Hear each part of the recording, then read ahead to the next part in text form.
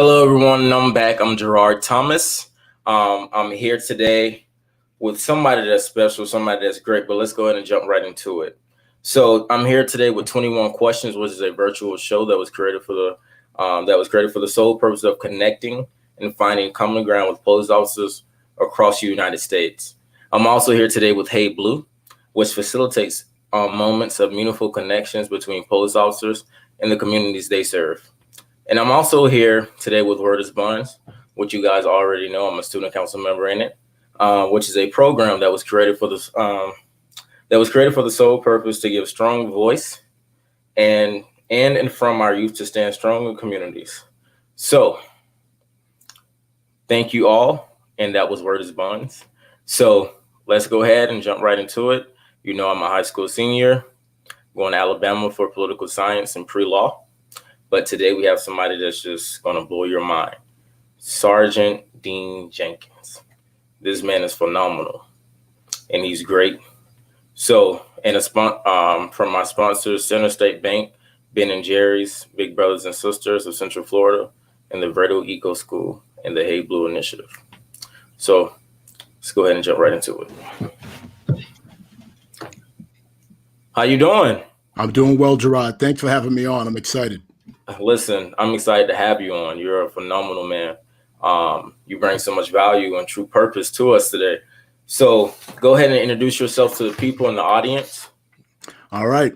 Well, like Gerard said, my name's Din Jenkins.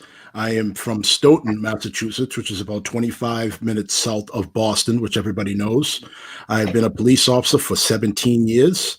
And the last 6.5, I've been in my hometown of Stoughton. And I currently serve in the role as an administrative sergeant. I am also a crisis negotiator. I am a defensive tactics instructor, a taser instructor, and a whole lot more. And that's basically about my day job. You're basically nobody to mess with. I think that's what I should go ahead and say. You're nobody to mess with. All righty. So I'm just going to go ahead and jump right into it and start with the question. So my first question for you, Sergeant Din Jenkins, is, when you launched the organization, Simply the Why, after George Floyd, were you responding based off your concerns as an officer or as a Black male? Can you explain? Sure. So my organization's called Supply the Why. All right. So it's all good. So Supply the Why was something that started based on trust and based on what I call a relational credit score, which, for those of you that are studying, you're smart kids like Gerard, you know that a credit score is an important thing that is based on you paying your bills on time. It is based on you being responsible, and it is based on you having a history of doing the right things financially. Well, that translates over to relationships too. So I had a relationship with these young adults from when I was a school resource officer. And like everybody else across the country, especially cops, they were very upset with what happened to Mr. Floyd. It wasn't right. And it tarnished a badge. It made us look bad. So this group was looking for a safe space and somebody that they trusted to be able to ask their questions and voice some frustrations to. And luckily, they thought of me because of that relational credit score and all that goodwill and trust I had built before the event took place. So that helped me launch Supply the Why. Absolutely. Do you believe that, Supply the Why will be beneficial basically for every community, every minority community, with having that, that safety net or that secure bag with the officer that, you can talk to and ask real questions and say, hey, officer, this happened today. It's kind of like Hey Blue, correct? Where you just like, hey, I have this concern. I have this question. This happened. Let me make sure that I have the right knowing of it, or I'm educated enough to know what's going on with that specific knowledge or term. So thank you. That's very important. I think everyone should, have it on there. Second question. All right. That Supply the Why brought your community in Stoughton together. If so, how do you plan to sustain that unity? That's a fantastic question. So it has brought members of the community together because it has, for those of us that are older, there's a term that I grew up with where back when I was coming up, you could disagree with somebody and still be friends with them. That's kind of gone away. Like now, like you get in a disagreement, or I don't like who you voted for, you don't like who I voted for, and now we get canceled. Now you figure out, well, we can't be friends anymore because you voted for this person and I voted for this person, so you must be this.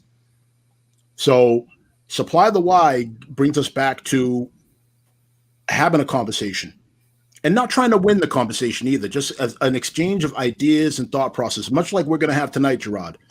And at the end of it, if we don't agree, that's fine, because I'm not trying to win the conversation. It's not a match. I'm simply trying to seek to understand the person I'm in a conversation with. And that's essentially what Supply the Why is about. And we have provided a safe space for the town of Stoughton and well beyond. I mean, I have viewers as far away as California, and I've had shows where people have been outside the country and viewed. So, this seems to be gaining some momentum. Wow. And is it bringing like that real change, like that, like you said, is bringing that true unity? Like, is it, you're a great man, so I know you probably get tons and tons of people asking you, like, what are you doing? What are the different tactics that you're teaching? Do you teach your the young adults in your program, like the different techniques or different styles that you use?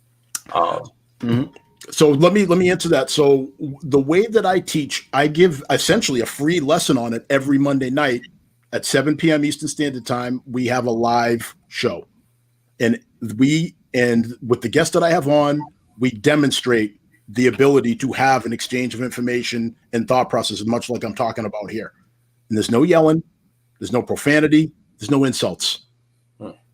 It is, the whole point of it is to have a safe space in order for both people, or if I have multiple guests on, for us all to be able to have a conversation and just try to get better and learn more, and again seek to understand one another.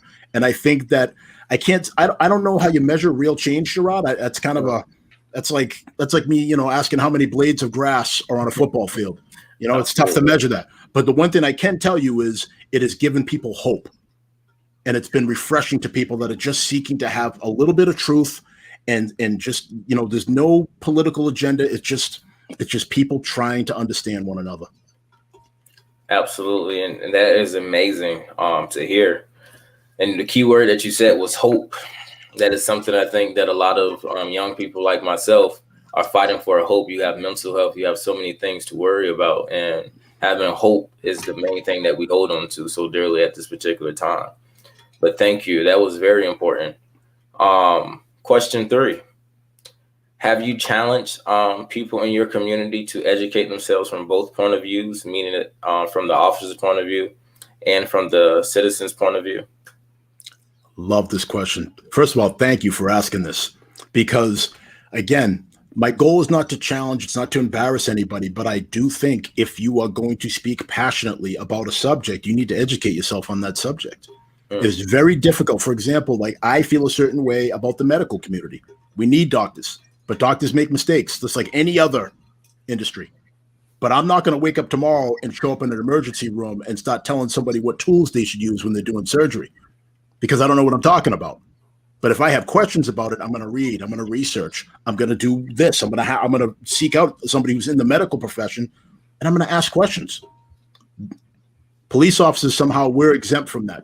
Everybody thinks they know how to do this job better than we do. It's actually a phenomenon. I think we're really one of the few industries in this country where people that have never done this job think they know how to do it better. So one of the ways we address that where I am, we have a Citizens Police Academy. And I'm not saying this because I work there, but I am going to tell you it is phenomenal. Like, the reviews we got from this, Gerard, I mean, you want to talk about aha moments? We were giving people aha moments like we were dishing out assists. I was like Kyrie out there behind the back, aha moments. It was unbelievable, the response we got from people when they realized, the parameters we work under, how we arrive at decisions, the way we train, why we train the way we train, and ultimately, I was able to put them through a defensive tactics realistic scenario, so they could really get an idea of what it's like to be under just even a little bit of stress and try to make a decision in a split second. So it was a great experience. I encourage anybody out there, if your police department has one of those too. We in our county, we have the Sheriff Explorers, which is just like a program for teens if they want to become an officer in the future. I did that, but it wasn't like that, where it was a citizens thing, where if you want to take this course or this class so you can educate yourself on the police standpoint on this particular situation that you feel so passionate about. I think that is very important. I think a lot of police departments needs to start doing those type of things, having those type of tactics in place, because that keeps a level head that lets people know, hey, this particular issue happened in this way or that order of fashion because of the situation that we were in. And I think that's great for a lot of citizens and people that are, like you said before, are advocating for something that they don't know much about. And that's why we don't get as much done. So 100%. So I think that's very important. So thank you. Thank you so much, Mr. Din Jenkins, for having that. Gerard, please call me Dean. We're friends now. We're connecting. At the conclusion of this, we're gonna be bonded. You know what I mean? Okay. So we're gonna be brothers. So please call me Dean. Listen. Okay. Thank you, Dean. Alrighty. So question 4. Have you experienced any racism in your police department? So in my current police department? Your current, yeah, we can say your current. So my current police department, as far as racism towards me in the police department. So I can't say racism. So racism is, well, we might as well, let's address it. Okay. A lot of people, when we have a discussion about race, it's one or the other. They'd say either you're not racist or you're racist.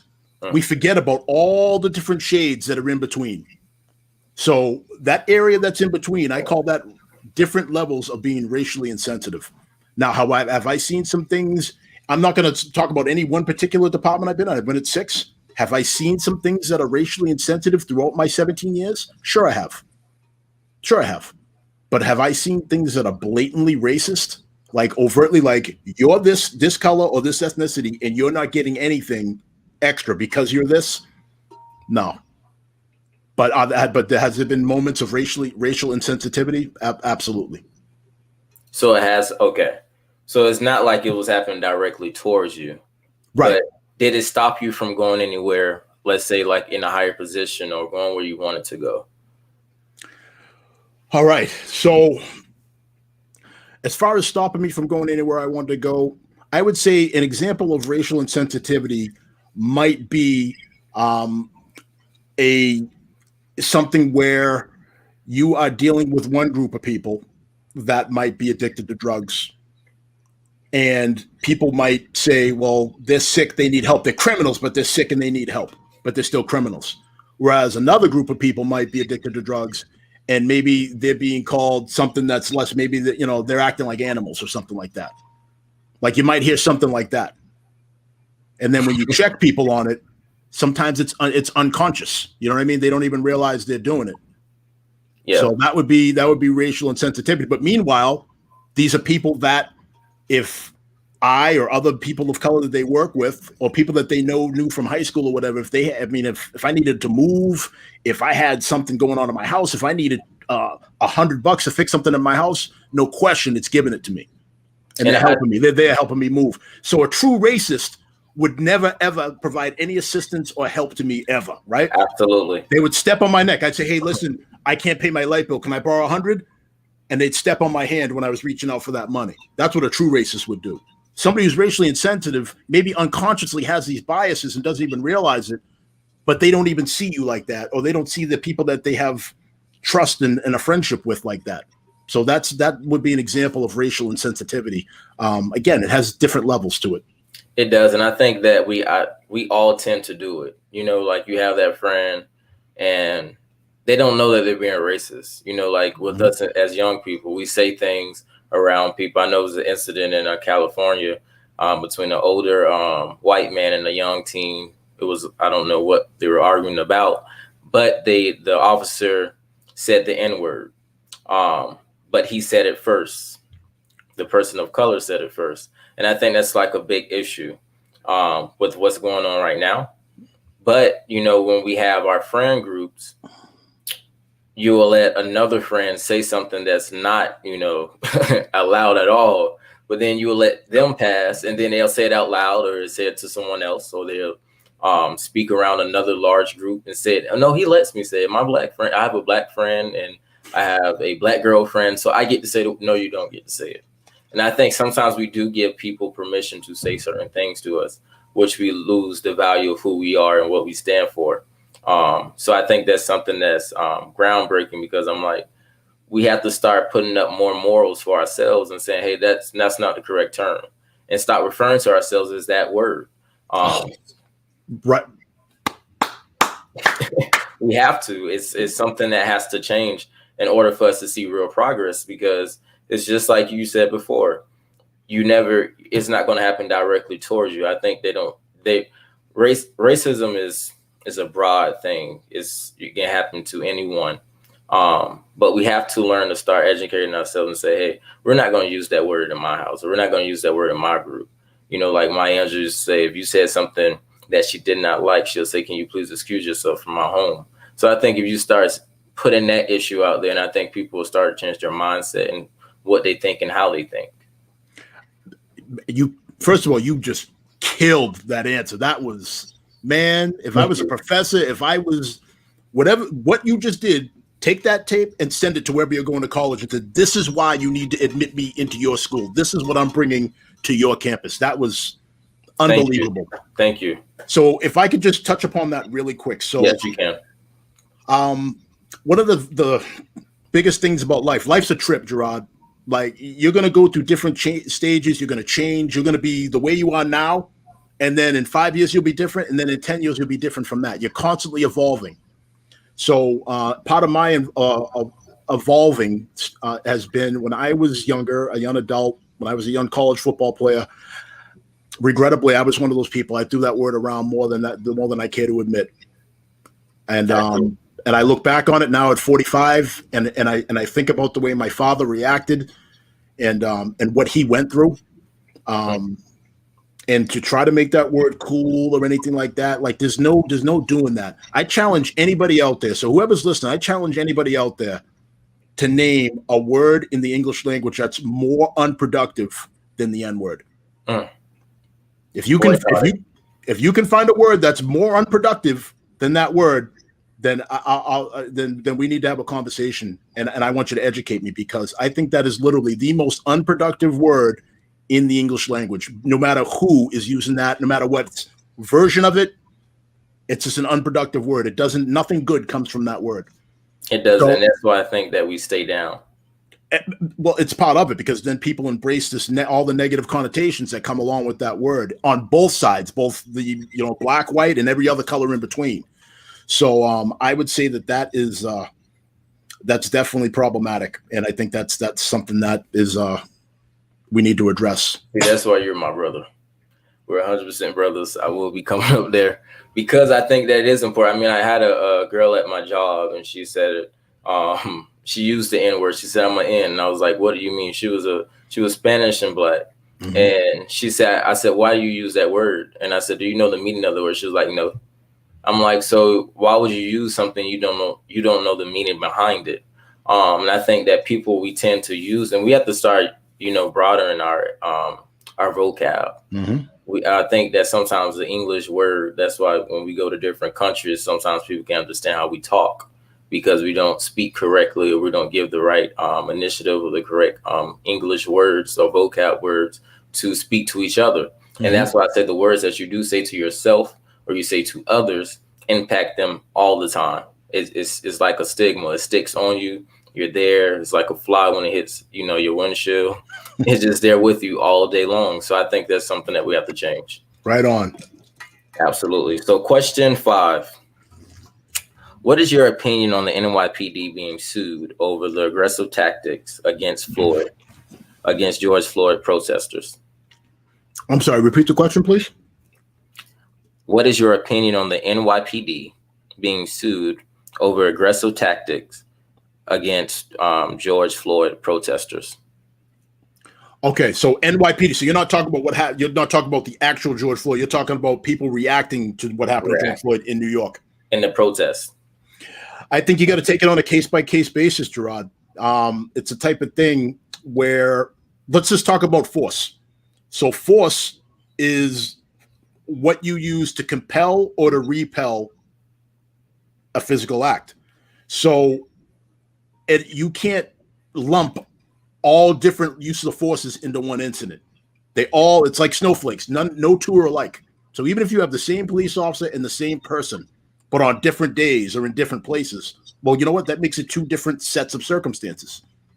So you got to take them on a case-by-case basis. So in order to answer that question, I would have to go through each individual case, and I could tell you, ooh, that's bad, that's good, and here's why. And I could kind of supply the why as to why I'm coming to the conclusion as to what would be a good use of force, what would be a poor use of force, what looks bad, but according to the law is good. Like, again, there's all different levels in there. So can I give you a quick example? Yeah. So you take two people. Okay. So I respond to a call. And just for those of you that are out there, I am 6'1" and I am about 200 plus pounds. 200 plus pounds. All right. We'll leave it there. And if somebody my size, if I go to arrest myself and bad version of Din Jenkins, two-hand shoves me, I might have to punch the evil Din Jenkins. I might have to use a baton or spray to gain the upper hand in order to compel me to stop. Same scenario. I go to arrest a 70-year-old woman, my mother. I go to arrest my mother. My mother's she's not small, but she's not big. My mother's 5'5", she's 70, even in good shape 70. She's still 70 versus me. I go to arrest her. She punches me in the chest. Do I need to haul off and punch her back in the face? No. Do I need to use OC spray? Of course not. I shouldn't. And that's one of those things where, yes, according to the law, I can respond in kind. So, I can use what we call in Massachusetts defensive tactics. So if someone assaults me, I can use personal weapons, hands, feet, knees, heads, whatever.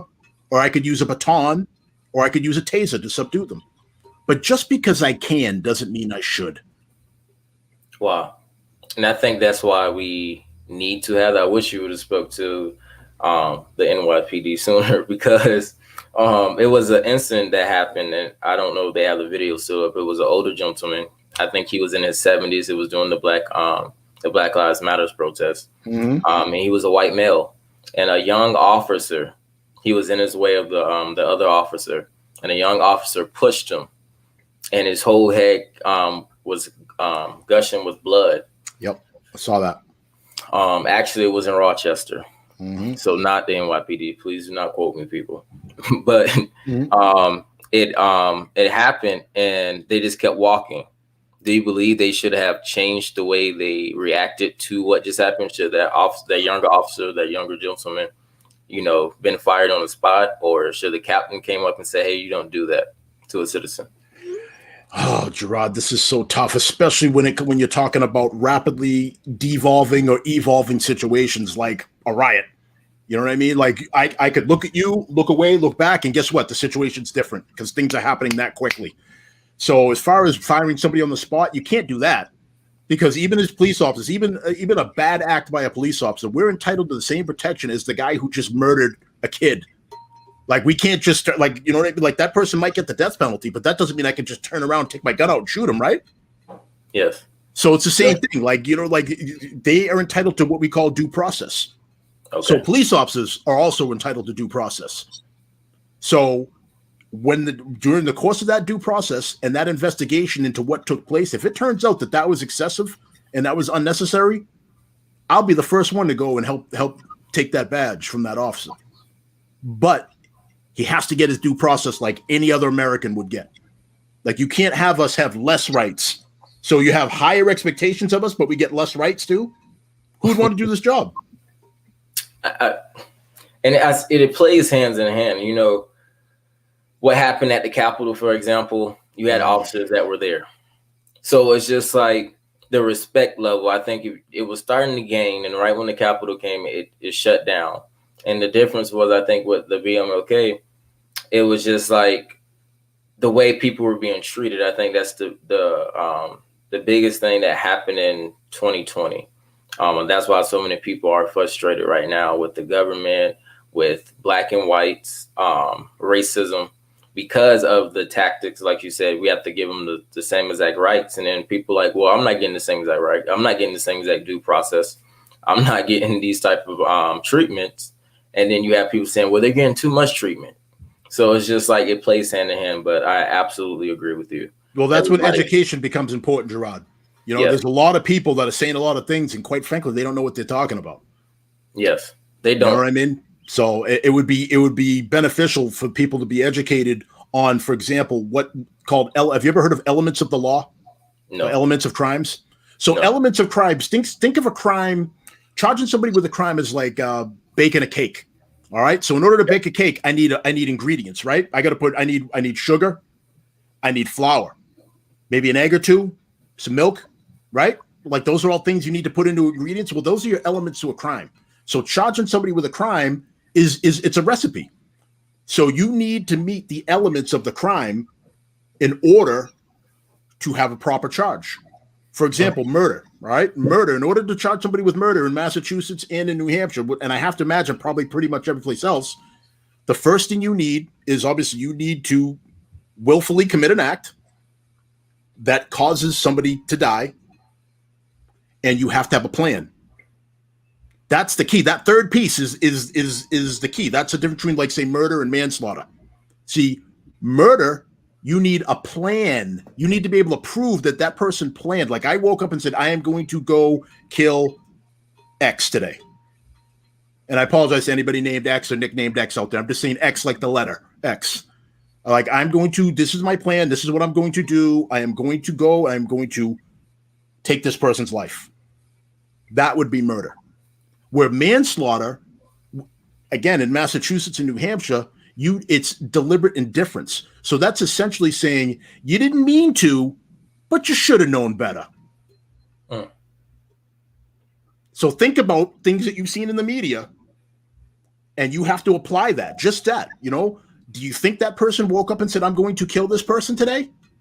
Or was it, I didn't mean to kill this person, but man, I should have known better. I should have known that what I was doing had the potential to lead to serious bodily harm or death, and I needed to stop. And I knew better, and I did it anyway.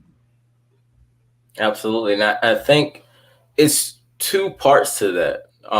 Because I was I interviewed Edmund Raymond, and I was watching Crime and Punishment, and it was a scene of minorities and the officers fighting and debating because you have so many people screaming and saying, hey, this how many people need to arrest. And then you have those young minorities, young people of color, young Latino, Spanish speaking people that were arrested for something they never committed. Like, for instance, the mother of a 16-year-old, he was put in prison, the worst prison in New York, for a crime that he did not commit. And on the camera that's across the street, they could see that wasn't the suspect. He was nowhere in that area. But the officers told the victim, hey, we need somebody, so you need to say that he did it. So how do we as people or citizens, you know, like, we know that you're a great officer, but how do we know that the other officers are not too great or not trying to, you know, that have the right intentions? How do they come your way? Like, we can say, hey, that person is not doing right in the community. That person is arresting young minorities for no reason. But sometimes it doesn't hit the desk of yours. You don't know all the time. You can't monitor every cop. But how would you, you know, try to say, hey, that was wrong. We need to go ahead and put him away, or do something for that the community could say, this is our breakthrough. Finally, somebody listened to us. Finally, somebody did what we asked them to do. Yeah. It's the age-old question, Gerard. You know, how do you measure what's in a man or in a person's heart? I've been through it all. I've been polygraphed, physical test, psychological exams, oral boards, one-on-one interviews. They've come visited family members. They've tried to contact old girlfriends. Like, and I'm not kidding. Like, I'm talking extensive background checks, credit checks to see if you pay your bills on time. I don't know of anything where you can measure what's in a man's heart. And I'm telling you right now, if you are somebody who prepares, if you're somebody who has the ability to really ready yourself for a process, you can manipulate each and every one of these. Even a polygraph can be manipulated. So I don't know what more you can do to vet this out. Sometimes you just got to chalk it up to this is bad people in the world.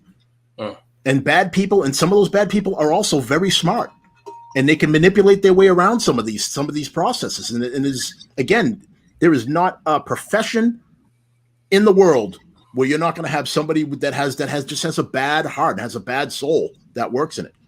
You ever heard of Jeffrey Dahmer? No. You never heard of Jeffrey Dahmer? So Jeffrey Dahmer was a serial killer, and I believe he lived in Milwaukee or somewhere in Wisconsin, and he murdered all kinds of men and did like horrible things to him and had like body parts in his fridge and his freezer. It was awful. So you know what his day job was? He worked he worked in a candy factory or something. This was Jason. So this is what I'm talking about. It's crazy, right? Yes. But and so people were obviously, when this all came out, again, Google this. Don't take my word for it. Google this. So when this came out, it was shocking and it was alarming. But you know what people still did? They still went to the store and bought themselves a Snickers. You know what I'm saying? Like, people didn't stop eating candy because this guy was in the candy business. Yes. They didn't stop. They kept going.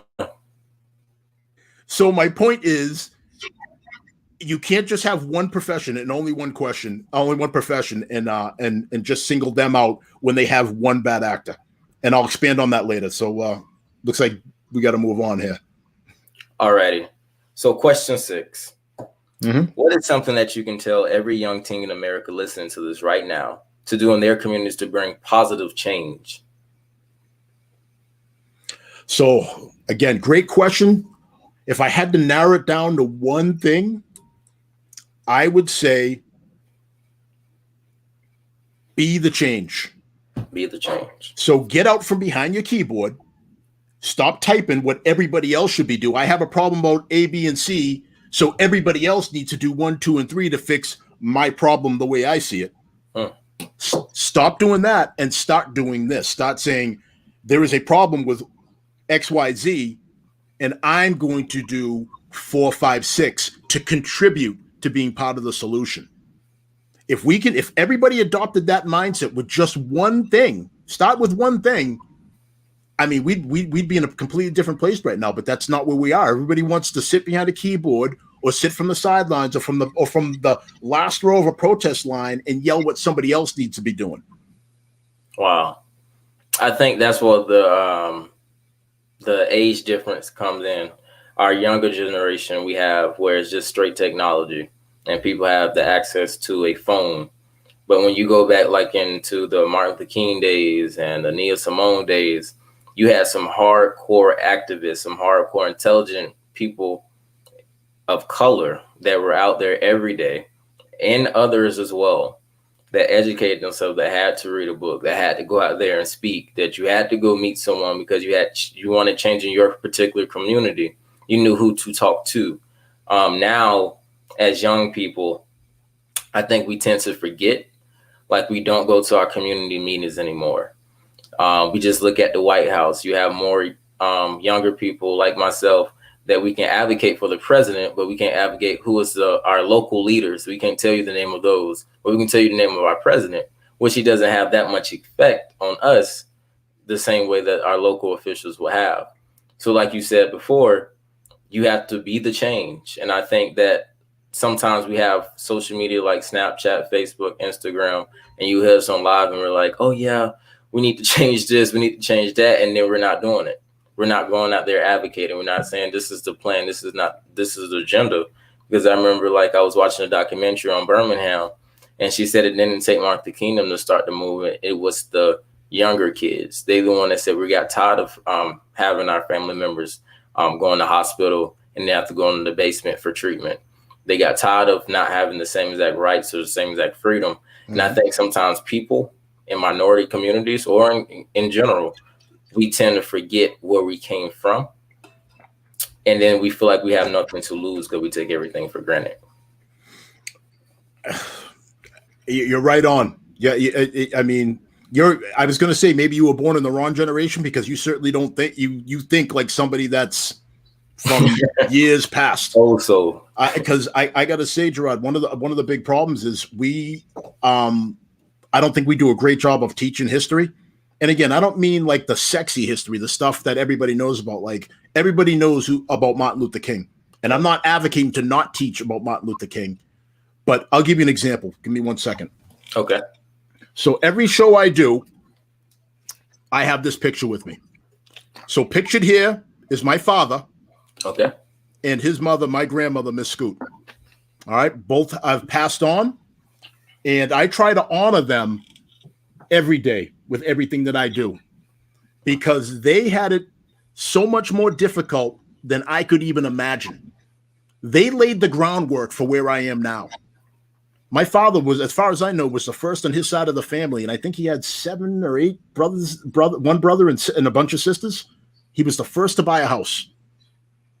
He was the first black computer room supervisor at Gillette. You know, Gillette, the shaving company? Yes. So he was the first black computer room supervisor at Gillette in South Boston. Wow. Now, why is that significant? Because, and again, I want you people that are out there to research this. In South Boston, we had this thing called busing back in Boston in the 70s and into the 80s, where they forced, it's like segregation, desegregation. They forced people from different neighborhoods to go to different high schools to integrate. So my father was in South Boston at that time, and that was a heavy Irish community, still is. And his first day on the job, they brought him in, they introduced him to his supervisor, and his supervisor said, all right, this is Joe. Just throwing a name out there. Okay. Joe's going to show you around. Joe turns to the supervisor and says, I'm not showing this N-word sugar honey iced tea. All right? That was my father's first day on the job. My father stayed there for 25 years afterwards, Gerard. 25 years. And you know what happened to the guy that said that? It said, hey, you can't say that. Show him around. Can you imagine if that happened today? I don't think we would be able to. That guy would, you want to talk about getting fired on the spot. That guy would have been fired on the spot. And killed. But back then, Gerard, my father, that guy was just told, that was just the way things were. Like, it was like, hey, listen, don't mind him. Go ahead. Learn about the job. Good luck. It was accepted. And my father stayed there for 25 years to sacrifice for myself, my brother, and my sister. So I try to honor that sacrifice and the many others he made every single day by trying to get better and trying to provide more for my family and trying to provide more for my community. Long-winded story, I apologize, but you young folks need to hear stories like that. Here for it. I'm happy to know that. As you probably heard in one of my other interviews, I always say they paved the way, and I think that your dad, he was an extraordinary man to do that because if he stayed there for 25 years, I think that's where the mindset is different. They had to stand a predicament to open up doors. They knew it wouldn't happen in their era, but they knew that someone else that was coming up right behind them that wanted to do the same exact thing would, open up doors for a person of color, and especially a young man of color. So thank you. And I think every young person like myself should know more stories like that, because we have to understand that every job that we get, every career path that we take, somebody before us took that same exact job and same exact position and did not get the same equal rights or same opportunities as us, but they paved the way for us to get in that door. And I think that's very important. So thank you again for sharing that story. Question 7. What makes a great community policing? What makes a great officer in a community? And do you feel that a great community officer are made or developed in the community? All right. So this one's an easy one. So a great community officer is somebody that cares about their community and somebody who is genuinely invested in their community. So it can't just be, you can't just go there and say, hey, I do a great job from 8 a.m. till 4. And as soon as I'm done, I'm out. And I don't come back. I don't think about it. I don't let anybody get to know me outside of the uniform. A great community officer is somebody that allows the community to see them in many different forms. So, for example, when I was a school resource officer, I used to bring my kids to school events. I used to bring my wife with me. So not only did they see me as school resource officer Jenkins, they saw me as their neighbor, Din Jenkins. They saw me as a fan, Din Jenkins. They saw me as an alumni when they saw my name up on the wall in different parts of the school from when I went there and when I played sports so that's what you need to do. You need to let the community get to know you on different levels in order to build that trust. They got to know there's something underneath that uniform that's real. And if you can't do that, then wow, I think that's what makes you so different. And every other officer that out there that we have not spoken to that's doing the same exact work, I commend you for doing that, for trying to build that connection, because that's something that's important to us. We don't know the sacrifices that some people, that officers are doing as well. What you saying, you're going, making sure that your neighbor knows, your neighborhood knows you. They know that, hey, this is Din Jenkins. This is the dude. He's here for us. And I thank you for that. And like you're doing right now, Supply the Why, that's something that you did for your community, and it has helped your community in so many ways. Those are the sacrifices that you make. And thank you for that. That's such an inspiration to me, especially as a man of color. I appreciate it.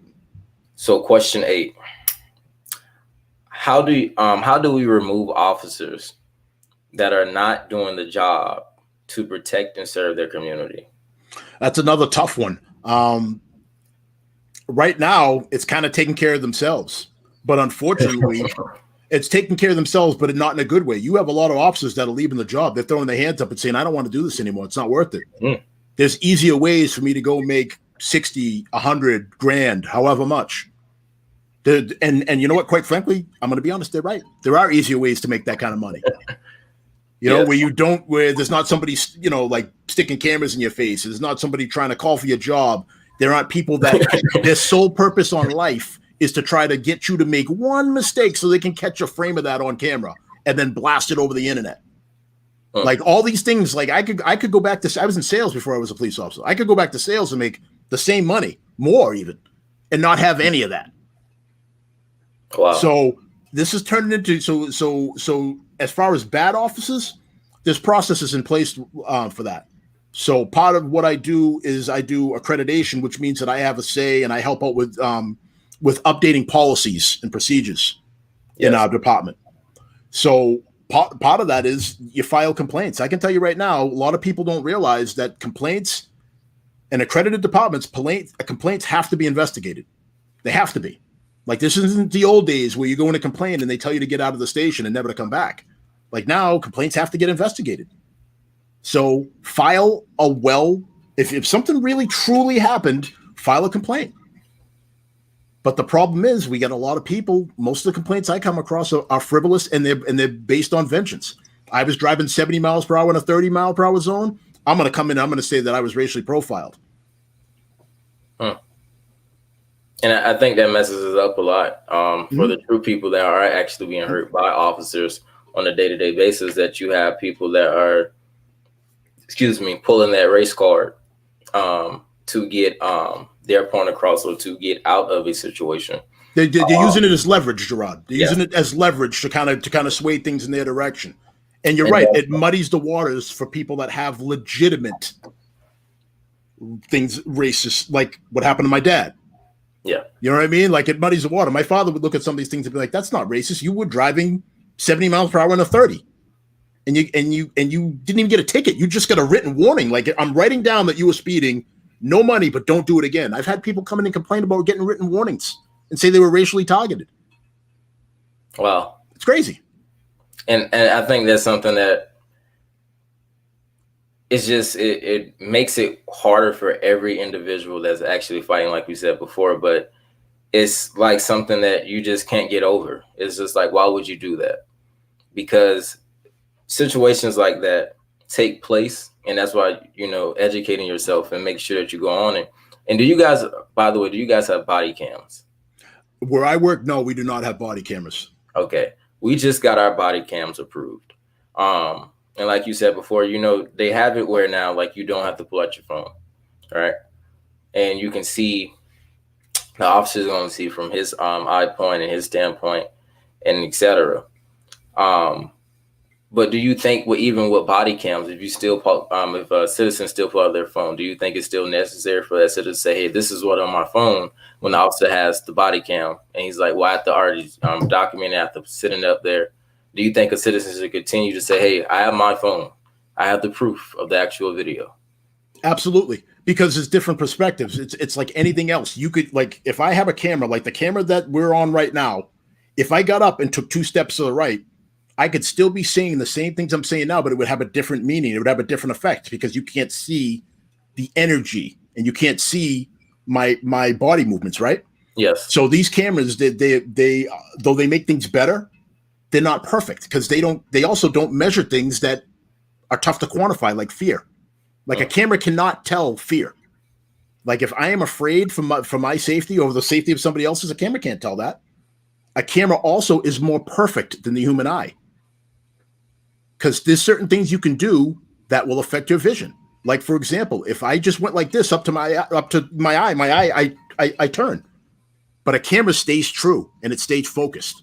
So if somebody does this to me and I duck and I flinch, and then I think that they're reaching for something, a camera's staying true and it's still going to have that same vantage point. Wow. So there's all these different factors as to why how much you can trust a body cam footage. But I can tell you right now, I want them. I want them bad. My office, people I work with want them. People I used to work with want them. And they'll tell you why. Because what they found was overwhelming majority of the time, people that filed frivolous complaints, when you show them the video, you know what they do? They get up and they leave. They get up and they leave. So I have a problem with that. I think if we're going to have body cameras, I think there also needs to be something written into law where there is some sort of action that can be taken against people that file frivolous complaints. Wow. I think that, you probably should write a book. Apply the why. So thank you. That was, I really needed that. A lot of people needed clarification on what to say and how to say it. Okay. So question 9, explain your worst day on the job.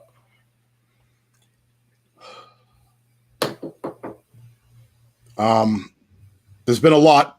There's been a lot of bad days. So I'll talk about one in particular. I think that most police officers with time on would tell you the worst call you go to is a dead kid.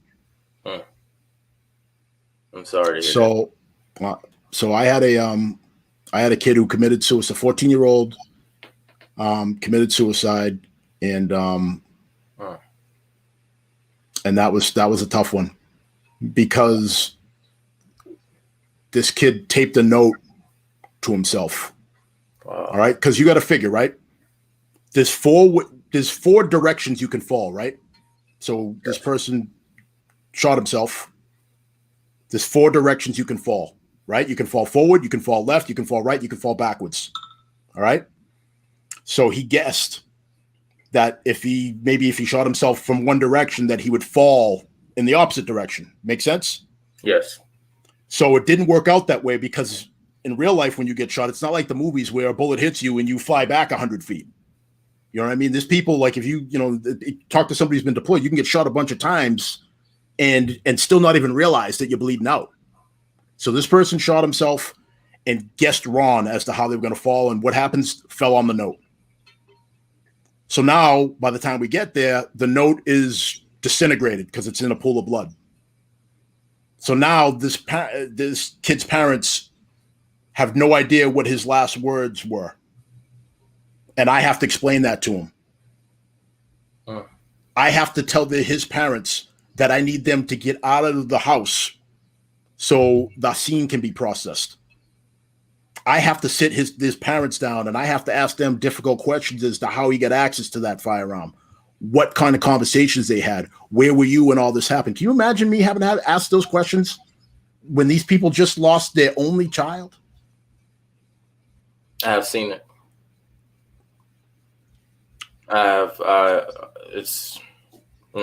That is that's the one that stuck out first as the worst day of mine on the job. That was a day where they can't pay you enough to do this job on days like that. Wow. I don't know how you keep the mental stage of it, because I had a similar thing happen to me like that last year. My cousin, he hanged himself from the tree. So I'm sorry, Gerard. Thank you. It's something that you just don't know. His parents, it's like you ask yourself, like the same way you have to ask questions because it's your job. And when those questions are asked, you ask yourself, what did I do? And then the tension starts, and the tension started instantly that night of whose fault was it? And he didn't say this, or what did you say to him, or what? And the crazy part was he called his mom right before and said, hey, I'm just going out for a walk. And he never wrote why he did it. He didn't leave a letter.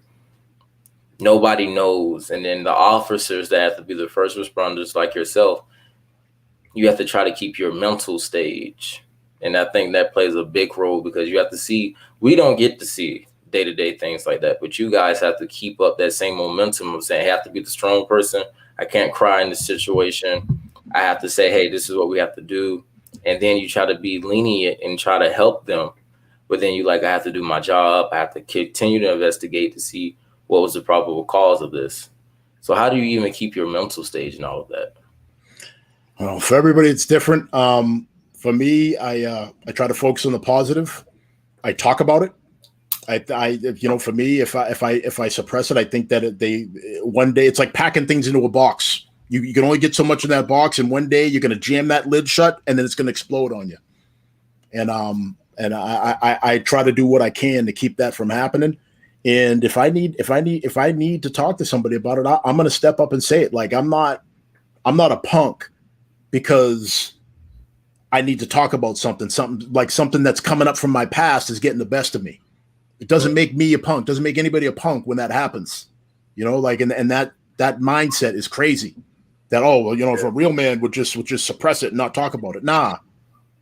We're gonna talk. No, I got people that depend on me, and they need my mind to be right. I got children to feed, and I got a wife that depends on me. So I got to be right. And then that means if I got to cry to be right, then I'm going to cry. If I need to go to the gym and do jujitsu, lift weights, I'm going to go do that. If I need to call a friend and talk, I'm going to do that too. So that's how I deal with it. I hope I answered your question. My screen just okay. You did. My screen went out. You did, and that was something that I think a lot of officers tend to deal with. But I think that's why you probably should write a book, because what you just said, I think people are afraid to speak of their issues, and they'll pass it by. Oh no, I'm okay. And then they're waking up out of their sleeps, their PTSD coming in, and they don't know what to do. So I thank you for that. Thank you, for giving us that. Question 10. I've interviewed 3 officers that are bringing change in their respective communities, but they do not have this. They do not do it the same way. How are you different from them, and how do you feel about the methods that they use? Like, for example, I interviewed Ryan Tillman. He dances on Instagram. I interviewed Edwin Raymond. He's suing the NYPD. And I interviewed Sergeant Jeremy Leha, who writes children books and does a podcast as well as you. So the best way for me to answer that question is we all do it differently because we have to do it differently. We spoke backstage about being genuine and being real. If we all had the same cookie cutter approach, it's no longer real. It's a franchise, right? You know what I mean? Like there's a reason why you can go to McDonald's in Wyoming and it tastes the same as McDonald's in Beijing. It's a franchise. It's a cookie cutter system. Well, policing and building community relations can never be that, because every community is different, which means that all the police officers have to be different, and we all have to be ourselves when we're forming these relationships with our community. Wow, that's something I didn't think of. That's something I think that a lot of people, that watches other officers that are doing the same exact thing. They're like, oh, no, this is a political game. They just want the fame. And like you just said, you have to know what's your community, what change you need in your specific community. you're not trying to do it for everyone, but you're hoping that you can set an example that other communities will follow, other police departments will follow. So thank you for that. So that was my last question. But now a word from our sponsors, Center State Bank, Big Brothers and Big Sisters of Central Florida, Ben and Jerry's, the Verdi EcoSchool, and the Hey Blue Initiative. Thank you all for sponsoring this. And I was your host, Gerard Thomas, but now I turn it over to my brother, Din Jenkins. All right. So my first question, all right. All right. All right. So can you name, Gerard, 2 things that you would like to change about the police? You know, I've been asked that. And 2 things I would like to change about the police. Just 2. You don't got to get crazy with it. Okay. I would say the way they handle certain situations. Okay. My second one is the way, how do you put this? The way after like a killing or incident that they knew they were wrong in, how they just get to go home right after. You know, they say send them home, sit down. I think we need to change that. He needs to go to the police department. He needs to sit there first. Don't let someone go straight home after something so heroic just happened. Okay. All right. So with that in mind, we touched upon that a little bit earlier. We talked about due process, right? Yes. So part of that due process is that investigation that has to take place before you can determine wrongdoing. Just like people in the street, you know, unless something happens right in front of us, like, you know, like say, like if I saw somebody who just murdered somebody right in front of me, well, that's a bing bang play. There's nothing to think about there. But, you know, that's why there's things like warrants, you know, like arrest warrants, because it takes time to put all the pieces of the puzzle together. You develop your probable cause cake that we talked about earlier, like that baking a cake, and then you present it, and someone says, this is a good tasting cake. You have probable cause for an arrest. So, again, if we're doing that for criminals, you have to do that for police officers too. And when you find out that it was justified, it might have been ugly, but it was justified, then it's got to be over.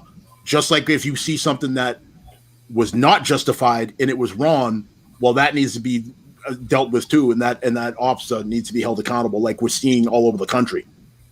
Yeah, I think that's, you know, 100% true. And a lot of people, how do you put it? In this particular time, in this particular area, we have a lot of things that are going on in our country, politically and with our policing. And I had when I interviewed Ryan Tillman, I asked him the same thing. You know, after the Parkland High School shooting right here in Florida, I went to the March for Our Lives in Washington, D.C. But I just found it so crazy that, you know, he went to McDonald's and he ate, but then the same incident happened in North Carolina at the church when that man killed 9 Black people of color in the church out of hate and crime. And they just said, hey, let's go ahead and take you to Burger King. So I'm like, but then when you have a young minority and he just say he got caught with weed, it's not like, hey, you just go home. I'm going to take this. I have to speak to your parent. It's no, you're going to jail. I have to do this. And they never killed no one. Didn't do nothing. Just something that they had on them at that particular time that is no danger to them or anyone around them. But the way that, you know, you handle certain situations is more force, is more like, hey, we have to get him. He's going to jail for 30 years for a crime or a situation he never committed or over some weed. When that officer just killed someone for no probable cause, and hey, he gets to sit home with this wife and his children. Yeah, it's definitely hard to quantify because, again, I've been in this line of work for a long time, so it's kind of tough to put all the pieces together. But you just mashed a lot that's not just police into what you just said. So, for example, sentencing, like how long somebody goes to jail and all that, that has nothing to do with the police. We don't sentence people. That happens at the courthouse. And I can tell you right now, in a lot of parts of the country, there is a big disconnect between courts and police officers. Because I can tell you how right now it's very disheartening to run somebody's license plate and see that they've been arrested for operating under the influence 4 times and they still have a driver's license, or somebody who's been arrested on gun charges 3 or 4 times, and there they are, they're out and about. You know what I mean? So a lot of it is it's more than just the police. Again, can we do better? Is there more we can do? Of course there is. We have to constantly evolve. Just like in every other profession, we have to evolve and do better. But we have to go on a case-by-case basis. And when you're talking about specifics, like, like say somebody being arrested for murder, and then somebody else, maybe somebody of color, getting arrested for weed, I got to ask you, was it the same police department that arrested both people? Or was it different police departments in different parts of the country? You got to compare apples to apples, is my point. Mm-hmm. And I 100% agree, and I thank you for that standpoint, for educating me on that part, because I think that sometimes, and we don't give you guys a chance. I can't say that. A lot of times, 9 times we don't give officers the chance to say, hey, here's some breathing room, because sometimes we feel so choked up. Excuse me. And, it's just a heated moment. And I think that's, like you just said before, we have to find another route, but we have to find a broader tactic to use on what we think is wrong. So speaking to your politicians, speaking to the political people about the true issues that you guys can't handle. So that rolls right into my second question, Gerard, which is all good points you made there. So how would you implement some of these changes? So you spoke about wanting situations to be handled better, and I think what I really heard you say is you're looking for more consistency. Yes. So how would you, so if we were playing King for a day, how would you, King Gerard, make this happen? Well, I would find the right people to put in place, people that would be under me, to work and direct. So I will make sure, like, okay, for example, I need to make sure I have the correct police chief. I need to make sure I have the right attorney general. I make sure I have the right prosecutor. I want everybody to be biased. I don't want you to, be in a bipartisan standpoint. Like, I don't want you to have your opinion. It's kind of like the Supreme Court judge. I don't want you to have your opinion on any situation. I don't want you to talk about your political standpoint. I don't want to see you at the Capitol marching up to the Capitol, and I don't want to see you and the Black Lives Matters doing stuff that you're not supposed to do by loitering or throwing stuff at the building. You can't do that. So I'll make sure I find the correct people to put in place, and then make sure that my citizens of my country know that these people are the people that ask your questions or get stuff done. Your police officers are to protect and serve. Your local officials are here to make laws and give you stuff and talk about if you need help with paying your rent. You speak to these particular people. So everybody's got to stay in their lane. Everybody's in their lane. All right. I wish we had more time to expand upon that more. All right. So Can you name 2 things that you actually like about the police? 2 things I actually like.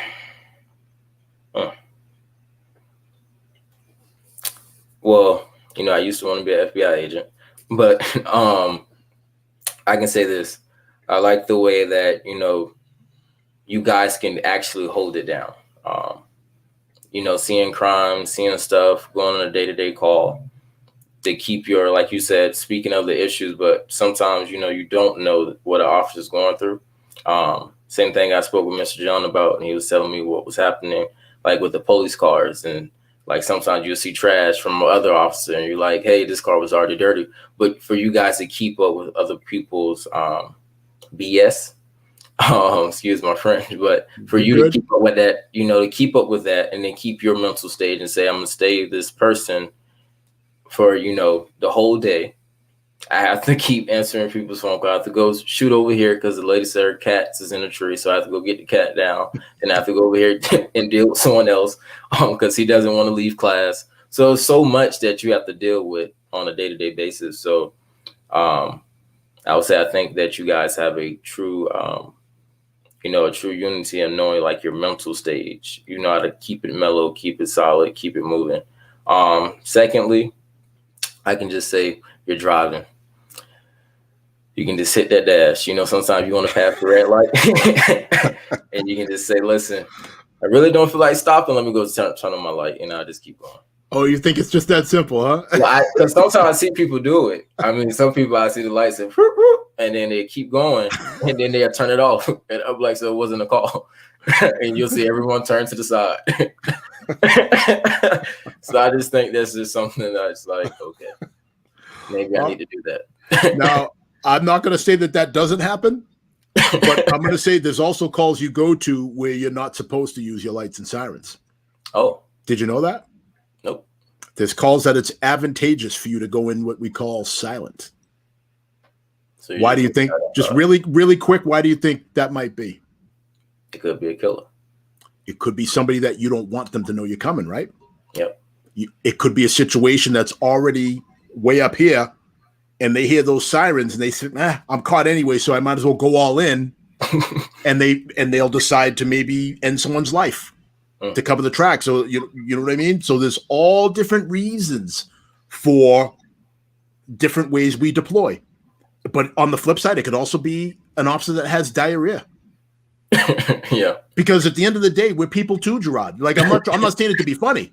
You know what I mean? Like we're people too. We have the same things going on that everybody else does. But people act like we're not supposed to get tired or hungry or be sick or have a bad stomach. We have all of that. Only difference is people act like it's a problem when we do.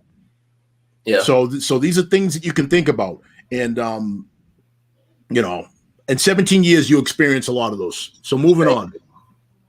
All right. Do you feel that you have personally been mistreated by the police? I want to say personally. Never? I have not personally been mistreated, but I did try to advocate when I was in 8th grade at the movie theaters because he kicked out my particular group and not the other people. So I tried to advocate, and I was like, give me your badge number. But he wasn't disrespectful to me. Mm-hmm. It's just that the way he did it. He just stood silent. So I never been mistreated. I only been mistreated, by a regular citizen, but no, not by an officer. Okay.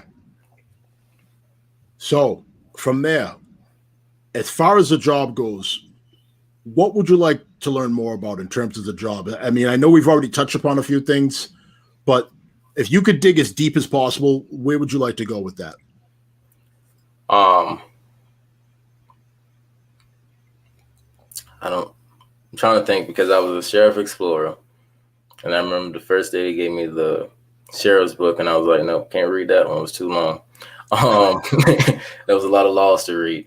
But I would like to know, the day-to-day basis of like, hey, what are you doing all day today? Like a ride-along? Maybe go on a ride-along? A ride-along. And we can just, where you have, like you said, you have your citizen stuff. So like where the citizen just drives in a car. And we're just watching your day-to-day, or how do you do a proper stop? Like what procedure do you do before you make that, I have to pull out my gun situation? What is the correct way and correct term to say, hey, his light's not on. I need to look up, or, knowing like, so the citizen will know the correct stops or like the tactics, for example, knowing like the different moves and tricks that you have to use on a particular person at that particular time.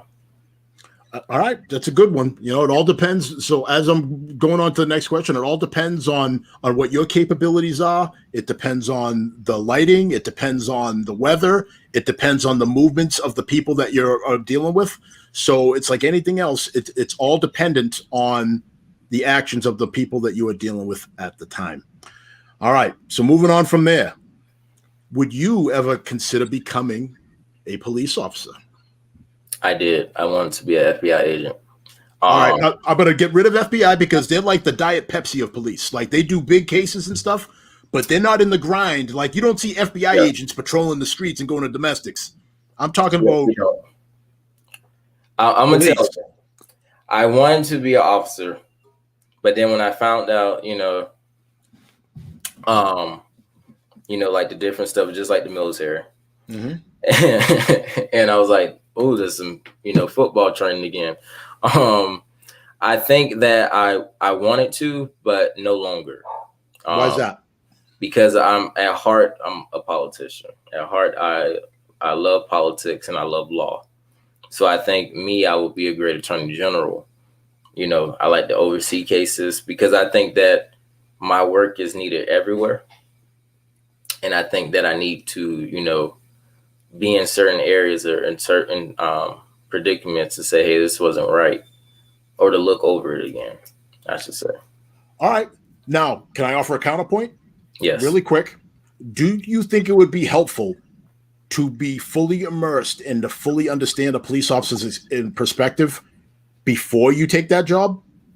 Don't you think that would make you a more well-rounded candidate? I mean, yes, you have a lot of people in politics that are ex-military, ex-officers. I think it does give me that standpoint, but then I can also learn it as well. Like you said, we have books. So learning it and then speaking with officers.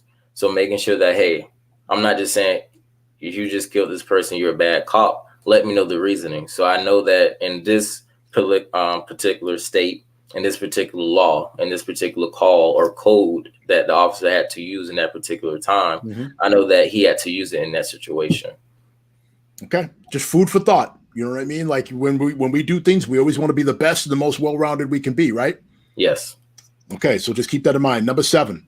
All right. Would you support a friend or a family member that wanted to be a police officer? Yes, I actually have an uncle that's an officer. Okay. I'm going to take out family member, friend. I'm talking your age or younger. Yeah, I would support him 100%. That is a good career path. I would 100% support anyone that's going in to be an officer or do any work in law or in general, law enforcement especially. Can I speak to your answer real quick? Yes. So the cop in me heard would support. So that sounds to me like you don't actually have any young friends that really want to do this job. Is that correct? Well, all of my friends probably want to be entrepreneurs. So do you see where I'm going with this? Yes. There's a bit of a problem, particularly in our community, where, again, a lot of people have a lot to say, but I don't see too many people standing shoulder to shoulder with me to do this job. At some point, you got to get people that look like you and me to do this job if we want to change things for people that look like you and me. And maybe I might need to take your offer and, you know, become an officer. So and again, I'm not trying to sway you one way or the other. This is food for thought. This is that whole exchanging of information and ideas that I spoke about at the outset. Yes. We can only expect so much change if we are not part of the change. And I can tell you right now, there's not a ton of people that want to do this job. And where I work, there's 65 sworn officers. How many black cops are there? Take a guess. 1,000. Out of 65. Out of 65. How many do you think? That are of color? That are of color. How many people of the 65 are black? Okay. 5. You're talking to them. Wow. Just me. So, food for thought. All right. Number 8. Do you think enough people of color and other minorities apply to be a police officer? So we kind of rolled into that there in that last one. Yeah. I don't think they have 100%. I know some people that have not. It's kind of like, I think you will find a majority of us going into the military because, you know, in our community is all about the standpoint of how can we make money, or how can we do this, or how can I do that, or, you know, sometimes you have to be the overachiever. So I don't think I heard anyone say, hey, I want to be an officer, because I think if I was an officer in my community, it would bring about change. So no, I don't think any minority that I know that have spoke in that, you know, in that fashion, saying they want to be an officer. Now, Gerard, I can tell, like, I just met you the other day when we got introduced. I can tell you are a well-liked person. And I'm going to guess that you have a pretty decent social circle. Yes. Right? You know, let me know if I'm off base. And you probably have a decent amount of family members. Yep. And it sounds to me like you can't even name 3 people that want this job. Nope. Do you see a math problem? Yep, I do. So that's the crux of this. You know, like, again, you know, like I heard you earlier, you talked about, like, I would put this person in that place and that person in that place. Well, the problem is, where are you going to get your candidates from if nobody wants a job? All right. So this is stuff that people need to realize. You know, for every action, there's a reaction, just like in science. And that every young person is watching. Sorry. No, it's good. So I just wanted to speak to that. And again, some other time we'll expand more on that. All right, number 9. Do you think it would be beneficial for civilians to go through police academy style training? Yes. I think it's very important that we have the same exact police style training as yours. I think if we had that, you 100% see a different outcome in policing and the pullovers, or like you're saying, complaints. Because then the civilian would be like, hey, when I was at the police academy, this is what they taught me. I know why this officer either did this or did that. I know when to call. I know what to do in this particular situation. And then teaching the citizen, though, don't take every necessary precaution as an officer. You know, you have some people that say I was patrolling because I wanted to, you know, do the civilian thing by getting this person off the street when you don't know their probable cause. So I would say learn everything that the officer teaches you, and then stand back if there's more action needed. Okay, fair enough. It's definitely something that I think, based on my experiences, there'd be a lot of eye-opening moments if people would be willing to at least go to a citizens police academy. I couldn't encourage people to do that more enough. If you have one in your community, definitely get involved with one of those. All right, number 10. Do you think that conversations like this can be the standard for improved police and community relations? Absolutely. I think they will improve the way we think. It would educate us from both standpoints. It would show more lenient in our approach to each other. We will actually have a true conversation where we're not talking over each other, or we're not processing what the person is saying. We're actually sitting back and saying, hey, he is correct. Let me sit back and let me not get worked up. Because sometimes you have it where people are waiting for the next word to say, when sometimes you don't need to say anything. God gave us one mouth, 2 ears. So I think if we, you stay back and you just relaxed and you just said, okay, let me learn from his point of view. And then tomorrow I took every note and I'll be like, hey, Din Jenkins, what did you say again yesterday on Supply the Why? So then I can come back, and that's how you build that connection. And then you can speak to me and say, hey, Gerard, you're absolutely right about what happened in this particular area, and this is what we can do over here, and anything. Yeah, I could tell you you're right. I could tell you that I disagree with you, and here's why. Because that's another thing too. If you disagree with somebody, I'm not just going to tell you I know that's crap and then walk off. If I disagree with you, I'm going to say I disagree with you, and here are the areas where I disagree with you. All right. Again, you have to supply the why in all these different areas in order to build that connection.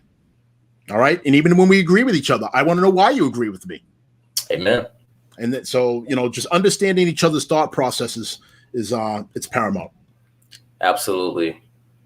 That is something that we all need. I think now we get a question from the audience. So okay. 21st question.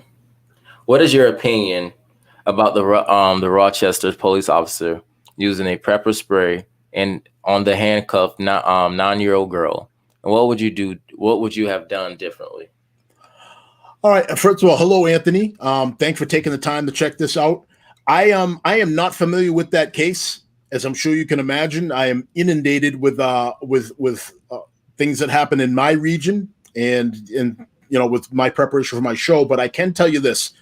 Based on what you have there, I can't imagine a scenario, and I'm only going to talk about me. I can't imagine a scenario in which that I would pepper spray a 9-year-old girl. I can't, in my mind, and all the experience I had, there's nothing coming to my mind as to what would make me pepper spray a 9-year-old girl. Also, where I work, it is unlawful to handcuff a 9-year-old girl. Wow. Now, are there special circumstances? maybe. I mean, if this was like, somebody like a world's Guinness record 9-year-old, she was 6'10" and a power lifter, and she just stabbed 18 people, maybe. You know what I mean? But I haven't seen too many 9-year-olds that fit in that category. So I got nothing for you there, Anthony. I can't imagine what precipitated that. So I guess to answer your question, I would have done the whole thing differently. But again, I don't know. So if you have a video or a clip that you want to send me, please feel free to share it with me at on my Supply the Why Facebook page, LinkedIn page, whatever. Get it to me, and I'll give you an answer. Wow, I seen the video, and it was heart shaking because I was looking, and you can just see the little girl crying, asking for her mom, and you hear the officer screaming and shouting at her, and he's handcuffing her, and he's putting pepper spray in her eyes. And I'm like, and that would, goes back to what we're speaking about. When you have officers that does things, civilians, you don't feel that comfort to say, you did not comfort this innocent little girl. So why would I comfort you in a due process? The due process isn't a comfort though, because that's something like, for example, and I'm sorry to cut you off, if someone beats up an old lady or rapes children, I don't think too many people would want to give them comfort, but they're going to get due process because that's the way the law is written. Yes, absolutely. You know what I mean? Right. It's just the rules of the game. It's the way it goes. But that's, it was two-sided because then you have that, and then you have the parent and say, you did not give my daughter her due process, or you did not give her any of her rights. She's 9-year-old. I don't think she knew her rights. Absolutely. I don't think she knew her First Amendment rights. I don't think she knew none of that. And the officer took advantage of her. And not only do I think a man should not be handling a little girl, I think that it should, if it was an incident where it was something that was serious, you should call a woman. And that's what it goes back to your kingdom, or who would you have in place? A woman needs to handle that situation. Because I think it's different with how a man will approach a boy or a young man or a young adult than how a woman would approach a young female or a young girl. I have a question for you. So based on that, and again, I'm going away from that because again, at its surface, like I said, I can't stress enough. I can't imagine a scenario where that would be proper. Can't imagine it. All right. So going away from that, what you said about the female officer. What if you don't have a female working that day? Do we force her to come in from home? Because just like anybody else, they're entitled to days off just like anybody else. Or what if you don't have a female on the job? Like there's still places that may not have female officers. Oh, we say, hey, Sarge, we don't have. Can we call the mom? Let's call her mom. What if the mom called you? The mom called me. I don't think a lot of parents will be calling. They do. If it was a 9-year-old that, they said they wanted to probably go suicide, or they're doing this, or they're being bad in school. And that was something that that we spoke about when I spoke to Sergeant Jeremy Lahal, is that's why it's so hard for officers, because then you do have mothers that say, that officer over there is going to arrest you. Oh, we hate that. And that's when that comes in, the person grows up and says, hey, officers, because of what my mom did to me at 9. Yep. So that's why I say, sometimes it's a two-hand in play, because if a mom does that, then she just, they're dishonest to her child in the future that could potentially hurt him or her. Then you have why would you even start with her in the first place? What did she do? I think they still haven't spoke about what did she do for the officer to even do that. Was it just because she was a young female of color? And I think that it was multiple. I think it was 2 officers. But he basically took advantage of her and pepper sprayed her for no reason and put her in the back of the car. Again, I haven't seen the clip, but at its surface, it sounds completely undefensible. And I cannot and will not even pretend to come up with a defense for that, because it sounds crazy. Absolutely. It was great having you, Din Jenkins, and thank you so much for being on. You were amazing. Thank you for educating me and so many young people of color and young minorities, and also my white brothers and sisters, my black brothers and sisters, and my Latino brothers, everyone that's of different race. Thank you all if you guys are watching. So now a word from our sponsors. Thank you, Dean, for joining us. Thank you for our sponsors, Center State Bank, Big Brothers and Big Sisters of Central Florida, Ben and Jerry's, and the Verdi EcoSchool and the Hey Blue Initiative. Join us on April 4th, April 9th, this Saturday at 7:30 p.m. as we welcome Officer Ryan Scales from Houston PD. Question 22. Do you still have love for me? I have more love for you now than I did when we started, and I think that's the whole purpose of this. Thank you so much, and I still have love for you, and thank you, brother, for being on. And everybody, please go check out Supply the Why. I mean, it's a great organization, and it's actually making true change. And I think every young person should go out there and watch it, listen to his podcast. He's a great motivational speaker. He motivated me. That's how I came up with some of the questions and some of the answers. But thank you all so much for being on here. And have a great night.